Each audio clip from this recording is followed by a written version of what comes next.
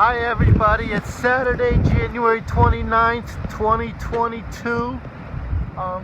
We're out in the Bombogenesis storm. It's about 2:30.